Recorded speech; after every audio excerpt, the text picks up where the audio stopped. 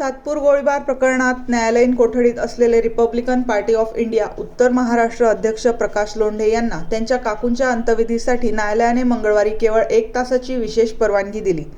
मात्र या 1 तासाच्या उपस्थितीनेच सातपूरसह प्रभाग क्रमांक 11 मधील राजकीय वातावरण तापले. अल्पशा आजाराने काकूंचे निधन झाल्यानंतर रात्री सुमारे 9 वाजता कडेकोट पोलीस बंदोबस्तात प्रकाश लोंढे सातपूर स्मशानभूमीत दाखल झाले. त्यांच्या आगमनाची माहिती मिळताच नागरिकांची मोठी गर्दी उसळली. पोलिसांच्या उपस्थितीत अंत्यसंस्कार पार पडले. विशेष म्हणजे कारागृहात असतानाही प्रकाश लोंढे यांनी नाशिक महानगरपालिका निवडणुकीसाठी प्रभाग क्रमांक 11 मधून उमेदवारी अर्ज दाखल केला आहे. त्यामुळे त्यांच्या या उपस्थितीने राजकीय वर्तुळात चर्चांना उधाण आले आहे. अंत्यसंस्कारानंतर कुटुंबियांचे सांत्वन करताना त्यांनी म्हटले, आता रडायचं नाही, लढायचं. या एका वाक्याने समर्थकांमध्ये नवी ऊर्जा संचारल्याचे दिसून आले.